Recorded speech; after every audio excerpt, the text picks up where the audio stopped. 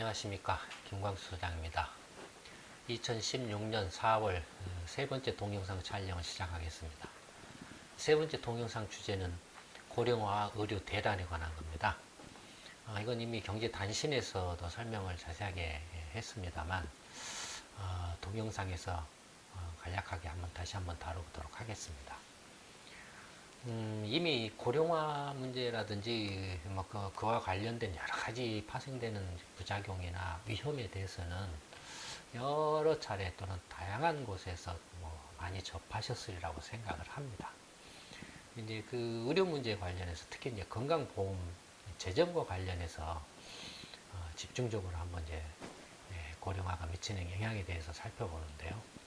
이번 동영상이 이제 그게 이제 주제입니다. 물론 이제 고령화 문제뿐만 아니라 저출산도 같이 항상 두 개가 맞물려서 이렇게 있죠. 근데 이제 의료 특히 건강보험의 재정 문제 같은 경우는 저출산과 고령화가 지금 양쪽에서 동시에 지금 재정을 위태롭게 만들고 있는 이제 상황입니다. 저출산은 어떤 식으로 건강보험 재정을 악화시키겠습니까? 그냥 조금만 생각을 상식적으로 해봐도 건강보험료를 내는 것은 일하는 사람, 돈을 버는 사람한테 건강보험료가 부과가 되죠. 저출산으로 돈을 버는 사람이 줄어들게 되면 당연히 건강보험료를 내는 사람들도 줄어들게 됐죠. 그래서 보험료 수입이 줄어든다는 거죠. 한편으로는. 다른 한편으로는 어떻게 되겠습니까? 이제 고령화가 되면 어떻게 되겠습니까? 이제 여기저기 아프고 이제 병원을 다니는 사람들이 굉장히 많이 늘어나겠죠. 그러면은 이제 나이가 든 사람들은 일을 하지 않으니까 보험료는 안 되고 대신에 이제 병원을 많이 가기 때문에 보험금, 이른바 이제 보험급여라고 하죠. 보험급여가 많이 지출이 되겠죠. 그러니까 이 건강보험료를 내는 사람은, 일하는 사람은 줄어들어서 보험료 수입이 줄어드는 반면에 이 보험급여 지출, 병원을 다니는 이제 나이 들어서 이렇게 병원을 가는 사람은 가파르게 늘어나서 기하급 수적으로 늘어나서 보험 급여 지출은 기하급 수적으로 폭증을 하겠죠. 그러니까 보험료 수입이 이렇게 나고 보험 급여 지출도 이렇게 늘어나는 게 아니라 보험료 수입은 이렇게 줄어드는데 보험급여는 이렇게 늘어나죠. 갈수록 멀어지죠, 격차가. 이게 지금 이제 건강보험이 이제 건강보험에 닥치게 될 앞으로 이제 향후 5년, 10년 안에 닥치게 될 재정 파탄의 위험입니다. 물론 시간이 가면 갈수록 이런 이제 파탄은 거의 100% 확실하게 일어나죠. 좀 더 이제 구체적으로 고령화가 이제 건강보험 재정에 미치는 영향에 대해서 한번 자세하게 살펴보겠습니다. 보시는 것처럼 이제 이건 이제 빨간 선은 생산 가능 인구입니다. 알기 쉽게 말하면 돈을 벌 수 있는 이제 그 인구 증가율을 나타냅니다. 이른바 경제활동 가능 인구라고도 하죠. 생산 가능 인구 증가율을 나타내고, 이 파란 선은 보험료 수입을 나타냅니다. 그러니까 이렇게 돈을 벌 수 있는 사람으로부터 거둬들이는 건강보험료 수입을 나타내는데 그 수입의 증가율을 나타냅니다. 보시면은 생산 가능 인구 증가율하고 이 보험료 수입 증가율이 들쑥날쑥해도 어떻습니까? 이렇게 추세선으로 보면 거의 비슷하죠. 거의 비례하죠. 그러니까 앞으로 건강보험의 보험료 수입을 예측을 한다, 또는 전망을 한다라고 하면은 생산 가능 인구수 증가율을 전망하면 되겠죠. 생산 가능 인구 증가율은 이렇게 쭉 이제 이걸 별도로 띄어가지고 이렇게 추정을 이렇게 해보면, 연평균으로 치면은 증가율이 0.065%씩 감소를 하죠. 지금 현재 2014년 현재는 0.5%입니다. 생산 가능 인구 증가율이 전년 대비 0.5% 증가로 둔화되어 있어요. 2000년에는 1.5%였죠. 그러니까 15년 사이에 1%나 증가율이 이렇게 떨어진 거죠. 현재는 이제 전년 대비로 0.5% 증가.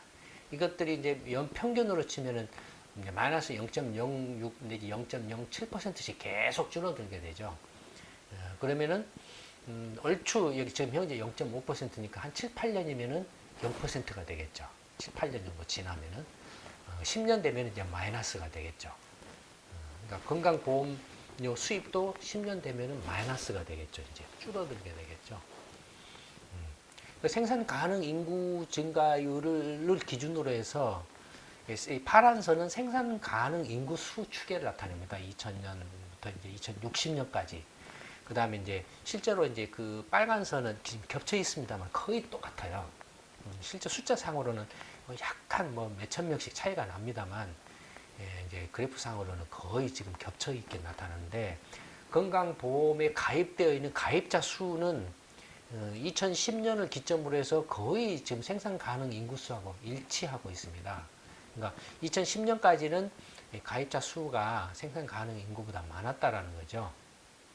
근데 이제 2010년을 기점으로 해서 두 개가 이제 거의 일치게 하면서 지금 같아지고 있습니다.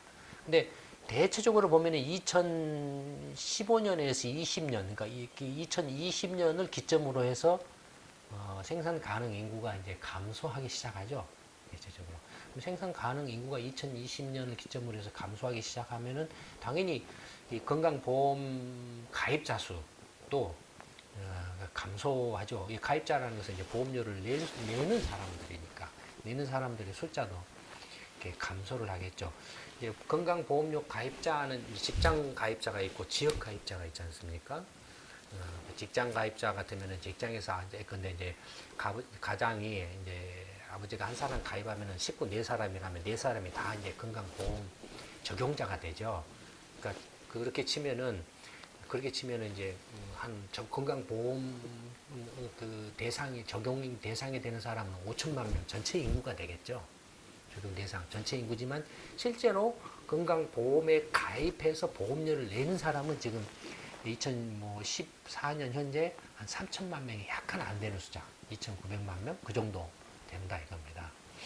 그러니까 대강 이제 직장보험하고 지역보험 이렇게 나눠서 봤을 때 지역보험 되게 이제 한 사람이 가입을 하는 경우에 해당하겠죠. 자기가 가입해서 자기가 그 대상이 되는 뭐 그런 정도고, 직장은 이제 가장이 가입을 하면 식구가 전부 대상이 되는 뭐 그런 보험이니까. 그래서 이제 2020년에서 2025년 그 사이를 정점으로 해서 감소하기 시작하는데, 근데 이제 그 정점이 한 3천만 명 정도에서, 근데 35년 되면은 2035년쯤 되면은 2,500만 명으로 이제 500만 명이 확 줄어버려요. 그러니까 확 줄어버려요. 이렇게 가입자 수가 줄어드는 원인은 저출산에 이제 물결이 밀려오는 거죠. 1980년대부터 이제 시작된 저출산의 물결들이 이렇게 이제 점점 밀려오고 있는 거죠. 그래서 이제 뭐 예컨대 뭐 2050년 지금 뭐 또 50년이면 앞으로도 뭐 지금 그 16년이니까 앞으로도 한 35년이나 남았는데 굳이 35년 뒤를 걱정할 게 뭐 있습니까? 지금 속 편하게 뭐 살다가 죽지 그렇게 생각할 수도 있는데, 걔는 그럴 수 있는데 나라는 그럴 수 없죠. 나라는 그럴 수 없죠. 2050년에는 가입자 수가 2천만 명으로 줄어버려요. 그러니까 지금보다 1,000만 명이나 줄어버려요. 그러면은 당연히 이제 그 건강보험 가입자 수, 보험료를 내는 사람이 이렇게 줄어들으니까 내는 보험료도, 걷어들이는 보험료도 줄어들겠죠. 보시는 것처럼 보험료도 2000년부터 2014년, 5년까지 막 늘었다가, 이때는 이제 그 건강보험료를 이렇게 이렇게 안 내는 사람도 많았고, 뭐라 할까요? 그래서 이제 좀 그 징수도 또 강화하고 하는 효과가 있어서 이제 이렇게 쭉 늘었다가 지금 2010년 한 12년 이점을 기점으로 해서 멈췄죠, 증가가.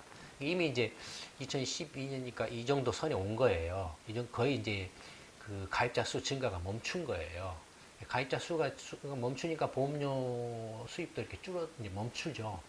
대체적으로 2020년을 기점으로 해서 이제 또 줄어든다. 거의 똑같다 이거예요, 지금. 그러니까 이 보험료 추계는 어떻게 했냐면은 2014년 현재 그 1인당 평균 보험료, 평균 보험료를 가입자 수에다가 곱해줘서 이렇게 계산한 겁니다. 그러니까 가입자 수가 줄어든 만큼이 그대로 반영된 거죠. 그러니까 이제 만약에 1인당 평균 보험료가 2014년 그 보험료를 기준으로 해서 했기 때문에 만약에 보험료가 인상이 된다라고 하면 보험료 수입이 지금 이 선보다도 약간 위쪽으로 조금 올라가겠죠. 수입이 인상된다는. 근데 보험료 지금 현재 소득에 얼마를 걷습니까? 4.5%를 걷죠. 국민연금도 4.5%를 걷죠. 그렇죠. 또 기업 이제 고용 직장보험 같은 경우는 개인이 4.5%, 고용주가 4.5%에서 9%를 걷어가죠. 그렇죠? 그러니까 현재 4.5%씩을 걷었는데 만약에 이제 보험료가 인상된다라면 4.5%가 5%나 6% 이렇게 올라간다라는 말이죠. 올라갔을 때에 이게 이제 그 떨어지는 속도가 조금 이렇게 완만해진다. 덜하다 이거죠. 그래도 떨어지게 돼 있어요. 안 떨어지려면 어떻게 해야 됩니까? 인구가 줄어든 만큼의, 이만큼의 그 숫자에 해당하는 만큼의 보험료 인상이 일어나야겠죠. 그러면 월급을 예를 들어서 한 달에 뭐 200만 원, 300만 원을 받았다. 그러면 건강보험료가 10%다면 30만 원을 떼가는 거죠. 300만 원을 받는 사람의 경우에. 그럼 개인한테서 10%, 고용주한테서 10%면 20%를 떼가는 거야. 그러면 장사할 사람 없겠죠. 사업할 수 있는 사람 없겠죠. 그냥 보험료, 건강보험료만 해도 그냥 30만 원씩 뛰어가니까 인건비가 이게 감당하기가 힘들어지겠죠. 그런 상황이 벌어진다. 그러니까 어쨌든 보험료가 이렇게 수입은 이제 지금 이렇게 피할 수 없어 이렇게 감소하는 거, 저출산하기 때문에. 반면에 이제 수입은 이렇게 감소하는데 그러면 이제 보험 금지비요. 예를 들어서 이제 아파가지고 병원에 가서 진료 받아서 병원비를 내는. 그래서 보험공단에서 건강보험공단에서 병원에게 이렇게 지불하는 이제 뭐 보험 급여죠. 급여는 어떻게 되느냐라는 거죠. 그걸 알려면 이제 65세 이상. 사실은 65세인데 60세 이상에도 뭐 모자람이 없죠. 근데 뭐 통상 65세를 고령 세대 기준으로 하고 있으니까 65세 이상 인구를 기준으로 해서 65세 이상 인구가 앞으로 어떻게 될 것인가를 추계를 해보면 보시는 것처럼 현재 2015년 현재는 한 640만 명 정도 65세 이상 인구가 640만 명 정도 있는데 이게 이제 2000년 정도부터는 어떻게 됩니까? 기울기가 갑자기 가파라지죠. 그러니까 이른바 이제 그 베이비붐 세대가 이제 이때부터 더욱더 많이 은퇴를 이제 막 하게 된다. 한국은 미국이나 유럽, 일본 이런 데하고 조금 달라가지고 1945년 2차 대전 후에 베이비붐이 반짝 있었다가 한국 전쟁 하는 바람에 또 한 번 꺼졌다가 한국 전쟁 끝난 후부터 또 베이비붐이 또 있었죠. 그래서 그 시차입니다. 미국이나 일본이나 유럽 같은 경우는 베이비붐이 2005년에서 2010년 이 무렵부터 이제 시작됐거든요. 한국은 그에 비하면 약간 지금 베이비붐의 은퇴 시기가 약간 지금 다른 나라에 비해서 뒤로 밀려 있는 그런 모습이죠. 2020년부터는 이제 빡 늘어나가지고 2030년 되면은 지금 현재 640만 명 정도 되는데 65세 이상이 예를 들어서 지금 또 한 10년 후인 2025년 이 무렵 되면은 한 1000만 명. 예. 아니, 1000만 명을 뭐라게. 한 2, 300만 명. 그러니까 지금의 배로 늘어나는 거죠. 앞으로 이제 10년 후에는 65세 이상이 지금의 배로 늘어나고, 2040년 되면은 한 1607만 명이나 1700만 명. 그러다가 2050년 되면은 한 1700만 명 정도에 달한 상태에서 더 이상 안 늘어나죠. 왜 그러겠습니까? 그때는. 이제는 이 베이비붐 세대에서 고령 세대가 이제 사망하기 때문에 대량으로 사망하는 시기를 맞이하기 때문에 그 시기가 대강 2040년부터 이제 대량 좀 말이 그렇습니다만 대량 사망 시기가 또 시작되는 거죠. 이런 게 보면은 보이지 않는 손이에요. 이런 것들이 보이지 않는 손이 작동을 하는 거죠. 스스로 시간이 가면은 스스로 파탄도 스스로 이렇게 조정이 일어나는 파탄도 이렇게 시간이 지나서 수습이 되는 그런 모습을 보이는 거죠. 수습이 된다라기보다는 뭐 이 대강 이제 나라 전체가 이제 노인 인구로 드글드글하는 상황이 벌어지겠죠. 이때는 전체 인구 수도 전체 인구수도 뭐 한 3천만 명대로 떨어질 거고 지금 5,200만 명이라고 하는데 외국인 이른바 그에서 한국에 귀화하거나 외국인 거주자 이런 포함이 한 200만 명이 들어있으니까 실질적으로는 이제 순 한국인 자체 출산에 의한 그 한국인은 5천만 명도 안 되는 상황이죠. 근데 그때는 뭐 한 3,800인가 전체 인구수가 뭐 한 3천 뭐 그 정도 될 겁니다. 추계상으로 그것도 이제 부정확한 추계인데 어쨌든 뭐 통계청에 내놓은 거니까 뭐 그걸 그대로 받아들인다고 치고 3천 그러면은 뭐 한 7, 800만 명 중에서 노인 인구가 1,700, 800만 명이면 어떻게 되겠습니까? 거의 반반이에요. 두 사람 한 사람이 노인이에요. 65세 이상 노인이에요. 그 나라 이때는 아마 한국이란 나라가 없어질 가능성이 높지 않을까 싶은데요. 어쨌든 뭐 그런 모습입니다. 그다음에 이제 65세당 인구 1인당 진료비하고 급여비. 진료비는 뭐냐면 이제 65세 이상 그 노인이 아파가지고 병원에 가서 낸 비용 전부를 말합니다. 자기가 예를 들어서 감기가 걸려서 병원에 갔더니 3,000원을 내라. 병원에서 그 개인이 낸 3,000원하고 그다음에 건강보험공단에서 이제 진료비 예컨대 7,000원을 받았다. 7,000원을 급여비로 지불을 했다. 그러면 이 합친 총액이 진료비입니다. 10,000원. 예. 10,000원이 이제 진료비고, 그러니까 진료비에는 건강보험공단이 병원에게 지급한 급여비하고 자기가 병원에 가서 이제 진료를 한, 여기서 돈을 낸 자기 부담까지 합한 그게 이제 진료비입니다. 급여비는 방금 말씀드린 건강보험공단이 이렇게 지불한 병원에 지급한 진료비를 말하죠. 급여비를 말하죠. 그게 급여비입니다. 보시는 것처럼 65세 이상 인구 1인당의 진료비하고 급여비는 계속 늘어나고 있죠. 한 사람당 계속 늘어나고 있죠. 2004년에는 건강보험공단이 노인 한 사람당 100만 원, 연간 100만 원의 급여비를 지불을 했는데 2014년에는 거의 2.5배에 해당하는 250만 원까지 지금 지급을 하고 있죠. 거기에 개인은 이제 개인이 부담한 자기 부담 비용까지 합치면 300만 원이 넘어가죠. 지금 현재 건강보험에 의해서 보장되고 있는 진료비는 몇 퍼센트입니까? 70%까지는 지금 보장이 되고 있죠. 그러니까 병원비가 10,000원이 나오면 70%는 7,000원은 건강보험공단에서 이제 급여비로 지급을 해주고 3,000원만 자기가 병원에다가 직접 3,000원 지불하면 자기 부담금 3,000원이죠. 이렇게 돼 있죠. 65세 이상 인구 1인당 이제 그 진료비나 급여비는 계속 늘어나고 있다. 다만 2010년을 기점으로 해서 증가 속도가 좀 둔화되고 있죠. 둔화되고 있는데 어쨌든 계속 늘어나고 있다. 늘어나는 이유는 뭡니까? 첫째는 뭐 병원을 자주 간다든지, 이렇게 조금만 아프면 간다든지, 아니면 필요 이상으로 이렇게 진료를 받는다든지, 아니면은 병원에서 예를 들어서 그냥 간단하게 한 번만 봐도 될 걸 2번, 3번 오라고 한다든지. 왜냐면 그럼 진료비, 보험공단에 급여비를 많이 받잖아요. 병원 수입이 늘어나잖아요. 그런 거라든지 해서 계속 늘어난다 이겁니다. 아니면은 필요 이상의 고가 진료를 한다든지 뭐 이런 거겠죠.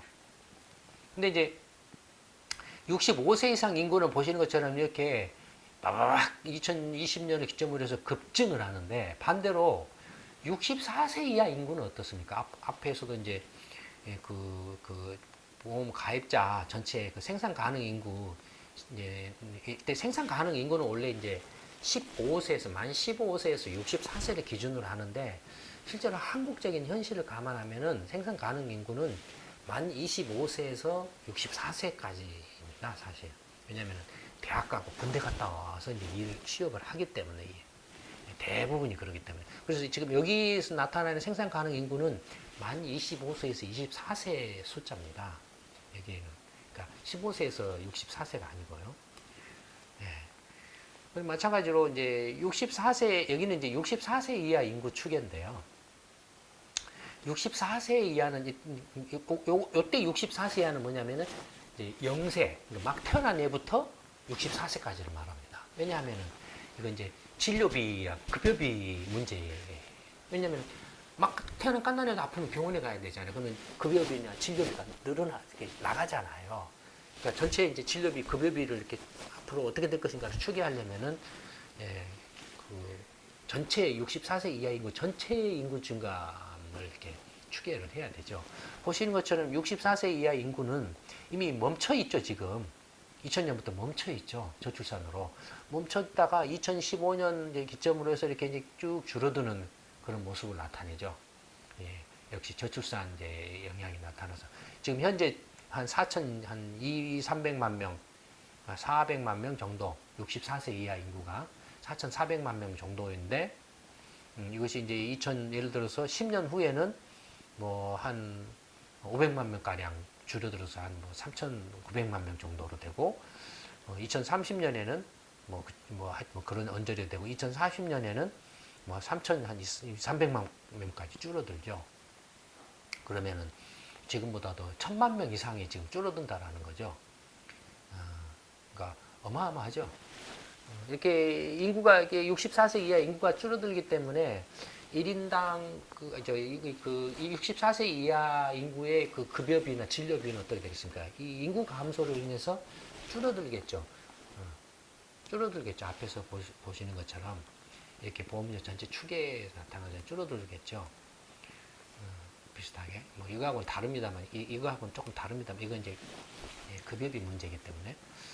64세 이하 인구 1인당 진료비하고 급여비를 보면, 예를 들어서 이제 뭐 20세나 30세는 아픕니까? 65세 이상 그 노인들에 비해서 별로 안 아프죠. 1년에 정말로 잘해봐야 병원에 한번 갈까 말까 하잖아요. 65세가 노인은 1년에 뭐 그냥 뭐 5번, 10번, 뭐 20번도 가는데 병원에 자주 안 가잖아요. 그러니까 어떻게 되겠습니까? 진료비나 급여비가 상대적으로 낮겠죠. 어느 정도냐면은 1년에 2004년에는 40만 원 했습니다. 전체 총 병원에 가서 지불한 진료비가. 2014년에는 그게 지금 한 80만 원이 채 안 돼요. 지금 65세 이상은 어떻습니까? 2014년에 300만 원을 넘고 있죠. 그것에 비하면 훨씬 낮죠. 그렇죠? 또 이 64세 이하 인구의 1인당 그 급여비, 즉 건강보험공단이 병원에게 지급을 해주는 급여비도 2004년에는 한 30만 원이었던 것이 2014년에는 60만 원밖에 안 된다 이거예요. 그 65세 이상 인구가 250만 원인 것에 비하면은 거의 4분의 1도 안 된다 이겁니다. 상대적으로 64세 이하의 그 진료비나 급여비는 적죠. 훨씬 적죠. 적은 데다가 이렇게 인구가 이제 감소하고 있기 때문에. 그러나 늘어나고 있죠. 이것은 증가하고 있죠. 계속. 65세 이상 노인 인구는 2010년을 기점으로 증가세가 둔화되고 있지만, 물론 그 64세 이하 인구 1인당 진료비와 급여비도 2010년부터 증가세가 이렇게 조금 둔화되고 있죠.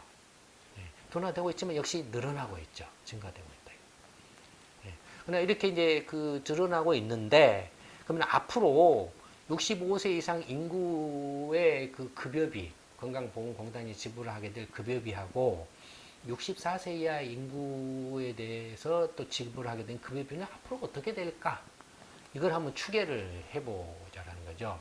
두 가지로 나누어서 추계를 해보는데, 낙관적으로 가정을 해서 전망하는 거하고 비관적으로 가정에서 전망하는 경우로 이렇게 추계를 해보겠습니다. 근데 뭐 약간 뭐 작아져서 보이실지 모르겠는데, 65세 이상 급여비 추계를 하는 건데, 이건 낙관적으로 전망하는 게 어느 경우냐면은, 이제 그 급여비가 지금 현재 2014년에 얼마입니까? 250만 원 정도 되죠. 이 낙관적 전망은 앞으로 더 이상 급여비가 250만 원에서 안 늘어난다 라고 가정하고 하는 거예요. 비관적 전망은 앞으로도 계속 지금 현재 이렇게 추세적으로 늘어난 것처럼 같은 속도로 앞으로 계속 늘어난다 라고 가정하는, 그게 비관적이죠. 왜냐하면 급여비가 더 늘어나면 늘어날수록 65세 이상 인구에 대해서 지급해야 되는 급여비는 계속 더 빠르게 늘어나겠죠. 반면에 2014년 수준의 급여 250만 원으로 딱 동결시켜버리면은 이제 노인 인구 증가 수만큼만 늘어나겠죠. 급여비가. 그러니까 그 차이입니다. 그러니까 낙관적 전망은 65세 이상의 경우에는 1인당 급여비가 2014년 수준으로 동결돼 있다라고 가정을 하는 겁니다. 그러면 결국에는 그 1인당 그 가정을 하는, 그 다음에 마찬가지로 64세 이하 인구 급여비도 2014년 수준인 1인당 60만 원 수준으로 동결된다라고 가정하고서 추계를 한 겁니다. 그렇게 되면은 65세 이상 급여비는 어떻습니까? 그 65세 이상 인구 증가에 비례해서 늘어나겠죠. 이렇게 늘어나겠죠. 늘어나다가 대체적으로 2040년을 기점으로 해서 증가세가 멈추죠. 그러니까 이렇게 되게 뭐하고 비례합니까? 앞에 65세 이상 인구 증가 추계하고 모양이 거의 비슷하죠. 왜냐하면 2014년 1인당 65세 이상 1인당 급여비 수준으로 이렇게 동결을 시켜놨기 때문에 이렇게 2014년 이후에 늘어나는 것은 65세 이상 인구 증가에 의한 증가분 뿐이죠. 그렇죠. 비용은 딱 이제 멈춰있기 때문에. 마찬가지로 64세 이하 인구 급여비 추계를 해보면 보시는 것처럼 2014년, 15년을 기점으로 해서 감소하는 걸로 나타나죠. 예, 1인당 60만 원으로 딱 고정시켜놨기 때문에 64세 이하 인구가 감소하는 것에 비례해서 급여비 지급도 감소하겠죠. 그럼 어떻게 되냐면 65세 이상 급여비는 예컨대 2040년 정도 되면은 1년에 한 40조 원 지급이 나가는 거예요. 1년에 40조 원. 현재 지금 건강 보험료 지급액이 얼마죠? 1년에? 급여비 지급, 총 급여비 지급액이 42조 원이에요, 지금. 작년에.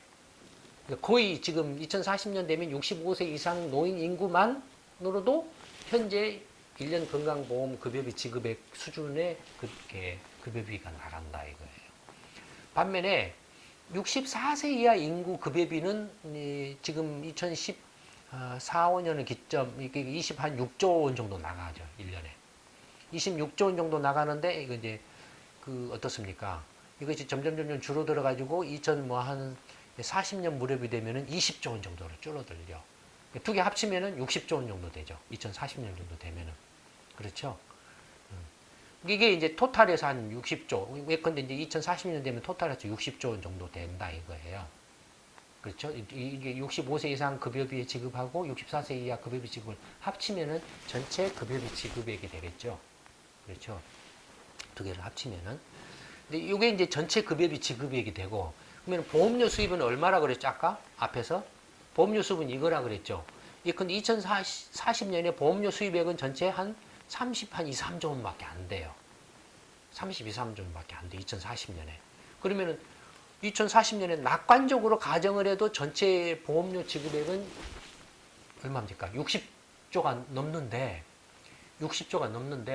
보험료 수입은 30조를 약간 넘으니까 보험 수지 적자는 어떻게 돼요? 건강보험 적자는 1년에 30조 원이 달하는 적자가 나겠죠. 1년 안에 30조 원이에요. 적자 폭이. 이게 버틸 수 있겠습니까? 파산이야, 파산. 그러면은, 이제, 요건 뭐냐면은, 건강보험 재정수지를 나타냅니다. 이 재정수지는 뭐냐면, 정부 보조금도 포함하고 있습니다. 정부 보조는 뭐입니까? 지금 현재. 원래는 건강보험료 수입만으로는 지금 현재 다 적자예요. 적자니까 정부가 예산에서 일부, 그 다음에 담배세죠. 담배세 1조 원, 예산에서 한 5조 5천억 해가지고 6조 5천억을 현재 보조를 해주고 있어요. 그걸 합쳐서 지금 이렇게 이제 거의 똔똔을 맞추고 있는 셈이에요. 약간 남는 정도예요. 그러니까 건강보험료 이렇게 징수로는 작년에 2015년에 35조 정도만 걷었어요. 근데 실제로는 얼마를 이렇게 35조가 36조 정도를 걷었어요. 근데 실제 급여비로 지급한 것은 42조 정도를 지불했거든요. 그러니까 적자죠. 5조나 6조 정도 적자 났어요. 근데 그 적자를 정부 보조로 이렇게 담배세하고 정부 재정에서 이렇게 보조를 해줘가지고 떼어놓은 거예요. 그러니까 마치 지금 현재는 흑자난 것처럼 보여요. 그래서 건강보험 재정수지는 정부 보조까지를 포함했는데 이 낙관적 전망은 뭐냐면은 정부 보조도 2015년, 14년 수준으로 이렇게 딱 이렇게 고정시켜 놓은 거예요. 고정시켜 놓은 거예요. 그 수준을 계속 유지한다. 2020년, 2030년에도 6조 5천억 정도를 계속 보조해 준다라고 금액을 고정시켜 놓은 거예요. 그래 놓고 이제 이 두 개를 합한 것에서 합하고 정부 보조금 아까 이렇게 정부 보조금을 합한 것에서 앞에서 이렇게 보험료 추계한 거 이걸 뺀 거예요.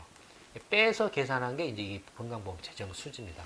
보시는 것처럼 건강보험 재정 수지가 이렇게 쭉 보시면은 2000, 한 2, 3년 정도까지는 흑자를 나는 걸로 해요. 정부 재정 보조까지 포함해서.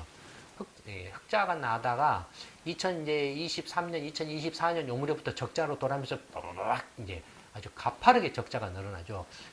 대체적으로 2027년 정도 되면 적자폭이 10조 원에 달해요. 10조 원에 달해요. 2027년에. 그러니까 지금부터 한 10년 후에는 건강보험이 1년에 10조 원씩 적자가 나. 10조 원 넘게 적자가 난다. 계속 늘어난다. 그러다가 2040년 되면은 적자폭이 25조에 달한다. 정부 이제 보조금까지 포함하니까. 정부 보조금 6조 원을 이렇게 포함하면 30조 원 넘어가겠죠. 아까 말씀드린 것처럼. 두 개 30조 원 넘어가죠. 그러니까 그렇다. 이게 지금 낙관적으로 가정한 거예요. 비관적 가정은 뭐냐면은 65세 이상 급여비 추계는 어떤 식으로 했냐면 아까 말씀드렸던 것처럼 앞으로도 계속 이게 치료비가 늘어난다. 급여비 지급액이 늘어난다. 비례해서 64세 이하도 계속 늘어난다. 늘어난다. 그 다음에 정부 보조금도 6조 5천억에서 멈춘 게 아니라 계속 추세적으로 늘어난다. 라고 가정을 한 거예요. 이게 이제 비관적 전망이죠. 그러니까 그렇게 했을 경우에 65세 이상 급여비는 어떻게 되겠습니까? 65세 이상 인구도 급증을 하는데 거기다가 한 사람당 급여비도 계속 증가를 해버려요. 그러면 어떻게 되겠습니까? 급여비가 폭증을 하겠죠. 네, 이렇게 폭증하는 거 나타나요. 벌써 이렇게 한 30년만 돼도 2030년만 돼도 그 65세 이상 인구의 급여비가 그 60조를 넘어버려요. 2030년만 돼도. 그 다음에 2040년이 되면은 100조를 넘어버려요, 1년에. 100조를 넘어버려요. 1년에 지급해야 될 급여비만 100조를 넘어버려요. 그 다음에 64세 이하 인구 급여비 역시 마찬가지로 인구가 줄어들지만은 1인당 급여비가 계속 증가하기 때문에 인구 감소 부분을 상쇄한다.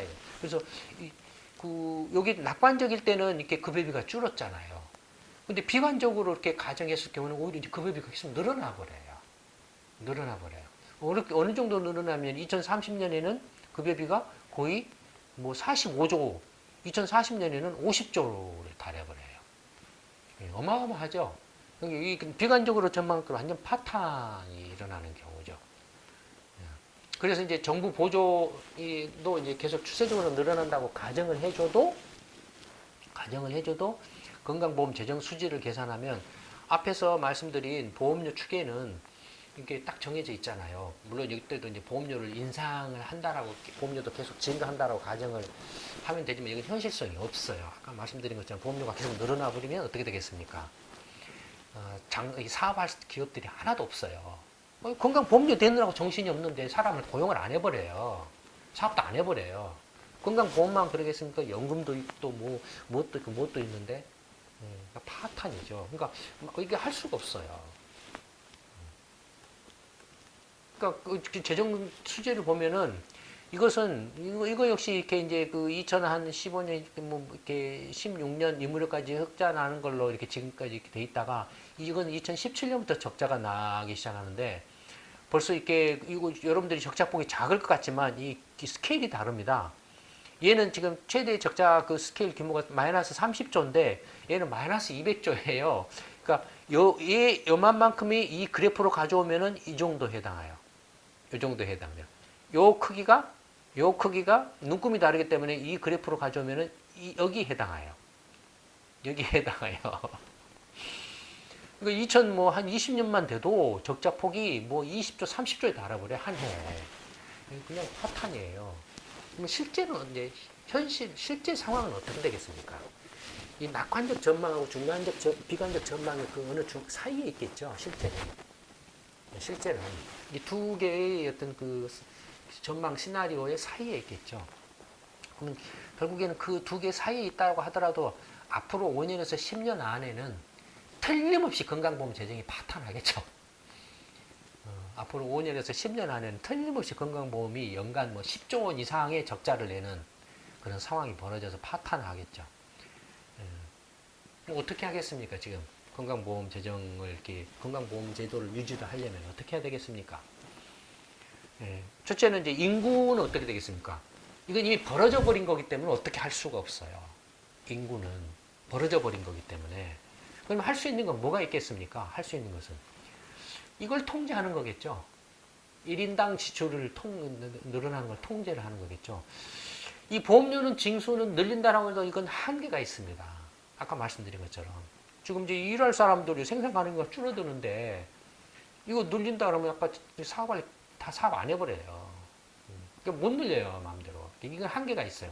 결국에는 뭡니까? 예, 급여를 통제하는 거 외에는 방법이 없어요. 예. 그럼 급여를 통제하려면 어떻게 해야 됩니까? 예, 의료 계획이나 약가 계획, 제약, 약가 개혁을 해야 됩니다. 이 지금 미국 오바마 케어 같은 것도 다 그런 거예요. 단지 그 오바마 케어가 무보험자들 이렇게 보험해서 의료 진료를 받게 해준다는 그것뿐만이 아니에요. 의료 개혁도 있습니다. 그다음에 일본도 이미 2006년도 그 의료 개혁해서 수가 인하한다든지 의료 진료 수가 인하한다든지 약가 인하를 하고 있지 않습니까? 개혁을 해야 됩니다. 그다음에 전반적으로 의료 시스템을 이렇게 재검토를 해야 됩니다. 왜 그럴까요? 이제 의료 수요자가 이렇게 바뀌어버려요. 고령 세대들로. 이렇게 64세 이상 이른바 이제 저령 세대 병원을 별로 안 가는 젊은 사람들은 줄어드는데 나이 많은 사람 드글드글해요. 그러면은 지금 병원에 가보세요, 여러분. 병원 어떻습니까? 큰 병원일수록 예약 잡기 힘들어요. 벌써 예약 잡기 힘들어요. 병원 가면 드글드글해요, 그냥 노인들이. 드글드글해요. 그러면 어떻게 됩니까? 병원 이른바 의료 자본제라고 하는데 병원이라든지 이런 의료 체계 자체가 지금 인프라가 지금 감당을 못해요. 이 의료 수요를 감당을 못해요. 현재로는 감당을 못해요. 그러면은 이 투자를 어떻게 할 거냐 이거예요. 투자를. 그런 저런 것도 문제 심각해요 지금. 근데 아무도 그런 문제를 진지하게 고민 안 한다요. 이 쓰레기들이 새누리건 더민당인건 뭐건 간에 안철수가 지가 뭐 그 사람은 자기가 뭐 의사라고 하면서 의사가 의사 출신이면서 의사는 이런 거 그 사람이 알 리가 있겠습니까? 택도 없죠. 그 한국의 의료 시스템은 지금 파탄의 그 벼랑 절벽 낭떠러지로 떨어지는 벼랑 끝을 향해 질주를 하고 있죠. 머지않아서 툭 떨어져 버릴 겁니다. 그러니까 전반적인 의료 개혁이라는 것이 그냥 이렇게 말장난이나 말로만 이렇게 얼렁뚱땅하고 넘어가는 그런 문제가 아닙니다. 여러분들 나중에는 병원에 가서 진료받기 힘들어져 버려요. 특히 이제 뭐 젊은 사람한테 나이 그럼 어떻게 합니까? 급행료를 낼 수밖에 없어요. 진료받으려면 병원에 가면 온통 노인들과 천진데 지금도 그런 상황인데 동네 병원도 이렇게 문제가 심각. 1차, 2차, 3차인데 1차 진료 체계도 불신이 팽배 있잖아요. 1차 진료 기간 건너뛰어서 2차 가면 2차, 3차는 그냥 대기가 엄청나요. 근본적인 그 진료 체계를 개선하지 않으면은 이 이렇게 건강보험 재정이 파탄입니다. 그 건강보험 재정 파탄만 아니라 의료 체계 자체가 파탄이 납니다. 예를 들어서 이제 이런 말을 하면, 그러면은 공공 재정으로 이렇게 좀 보관을 해야 하는 거 아니냐, 막 이렇게 막 떠들어요. 이른바 이제 진보 빠라고 하는 그런 분들이. 예를 들어서 이제 하나 보겠습니다. OECD 회원국들인데요. 전체 의료 지출 중에서 공적 의료가 부담하는 비율, 이제 민간 의료 부담이라서 뭡니까? 비급여죠. 건강보험에서 이렇게 그 보험료, 그러니까 건강보험의 대상이 아닌, 예를 들어서 여러분 치과 가면은 어떤 뭡니까? 치아 이렇게 보조제 같은 거 씌우는 근육발이나 세라믹이나 씌우는 것은 건강보험 적용 대상이 아니잖아요. 병원에 치과 가서 자기 돈으로 내잖아요. 이게 이제 민간 진료비예요. 자기 부담이죠. 그러니까 회원국의 공공의료 지출 비중을 보면 이게 뭐냐면 이제 공적 보험, 그러니까 건강보험으로 보상이 되는 커버가 되는 비율을 나타내요. 예를 들어서 덴마크 같으면은 한 86% 정도가 건강보험료로 커버가 되고 15%는 자기 돈으로 내는 거예요. 그러니까 주로 자기 돈 대부분, 그러니까 이런 경우는 대부분이 다 그 이제 이른바 흔히 말하는 무상진료에 해당하죠. 말은 잘못되어 있습니다. 무상진료. 공짜가 아닙니다. 다 보험료를, 앞에는 보면 보험료를 내고서 그 보험료로 병원에 가서 그냥 자기 부담료를 안 낸다라는 것 뿐이지, 보험료를 다 보험료로 커버를 한다라는 거죠. 그러니까 어떻게 보면 조삼모사에 해당하죠. 10,000원 진료비가 나왔는데 건강보험급여비로 7,000원 하고 3,000원을 네 돈으로 낼래? 아예 처음부터 네가 돈 10,000원을 건강보험료로 내고 병원에 가서 그냥 돈 하나도 안 낼래? 그런 말은 똑같죠. 심하게 말하면. 그러니까 무상진료라는, 무상의료라는 것은 말장난에 가깝습니다. 실제 중요한 것은 그게 아니에요. 실제 중요한 건 그게 아니에요. 아까 방금 전에 제가 말씀드렸던 그런 것들이 실제로 진짜로 중요한 거예요. 근데 이제 이건 뭐냐면은, 덴마크 같은 경우는 사실은 이제 노르웨이나 체코, 룩셈부르, 영국 같은 경우도 NHS 완전히 그 병원에 가면 돈을 거의 안 내지 않습니까? 외적으로 돈 오는 경우는 말씀드렸던 그 치과 진료에서 이제 재료비 같은 거, 뭐 금리빨 했다든지, 뭐 세라믹 치료했다든지, 아니면은 병원에 이제 그 공적 이제 병원에 가서 전화 예약을 하고 가고, 그다음에 2차 진료 기간 가서 진료를 받으려면 대기를 해야 돼요. 대기 시간이 길어요, 이제.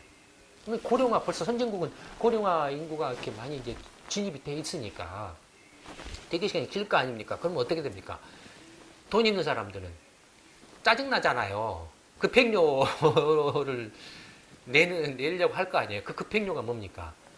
그냥 그 개인 돈으로 그냥 민간병원에 가버려요. 보험료가 적용이 안 되는, 건강보험, 공적보험이 적용이 안 되는 민간병원에 가서 그냥 바로 예약하고 바로 진료를 받아버려요. 돈 있는 사람들은. 자기 돈으로. 이제 그런 정도가 이제 이른바 자기 부담이에요. 영국 같은 경우는. 나머지는 다 이제 이제 그 공적 그 건강보험에 의해서 다 이제 100% 이제 처리가 되죠. 나머지는. 그러니까 그런데, 근데 이웃 일본 같은 경우만 봐도 82%가량이 지금 이제 그 일본의 그 건강보험으로 이렇게 보상 커버가 되는 거예요. 그러니까 일본도 거의 무상, 그 어떻게 보면 그 흔히 말하는 이제 그 이렇게 흔히 말하는 우리가 말하는 무상 진료, 무상 의료에 가까운 상태죠. 일본은 어떻습니까? 지금 현재 재정 적자가 어마어마하죠. 그래서 정부 빚이 어마어마하죠. 그 원인이, 주 원인이 뭔지 아십니까? 이겁니다. 이거예요. 일본이 이미 초고령화 사회, 선진국에서 가장 먼저 고령화 사회에 들어갔잖아요. 90년대부터 이렇게 그 의료비 지출이 기하급수적으로 폭증을 해버려가지고 이것이 적자의 주범이에요. 재정 적자의 주범이고 일본 정부 채무 폭증의 주 원인이에요. 이것이. 그러니까 이걸 이제 일본 정부가 그 개혁을 지금 하려고 발버둥을 치고 있어요. 2006년 아까 말씀드린 2006년 의료 개혁을 해서 의료 수가를 이렇게 포괄 수가, 포괄제 수가, 그다음에 행위별 진료 수가 해가지고 이렇게 수가를 낮추고, 그래서 일본의 의사의 연봉 수준도 연봉도 어떻습니까? 그 평균 대개 그 일본 돈으로 치면은 한 1억 엔 정도에서 1억 뭐 5천만 엔 뭐 이런 정도 사이에요. 평균으로 치면은. 그러니까 한국 돈으로 치면은 예를 들어서 뭐 한 1억 뭐 연당 뭐 저 1억 엔이었다. 잘못했습니다. 1,000만 엔, 1,000만 엔에서 1,500만 엔 이런 정도예요. 그러니까 한국 돈으로 치면은 대체적으로 뭐 1억 원에서 한 1억 5천만 원 정도라고 보시면 됩니다. 영국도 거의 비슷해요. 영국도 영국은 이제 그 의사들의 월급은 다 공무원 월급하고 똑같다고 보시면 됩니다. 자기가 개별적으로 민간병원 차려가지고 그냥 의료보험 적용이 안 되는 민간 진료, 돈 많은 사람들 진료하는 것 경우를 제외하고는 전부 국가에서 월급 받는다라고 생각하시면 됩니다.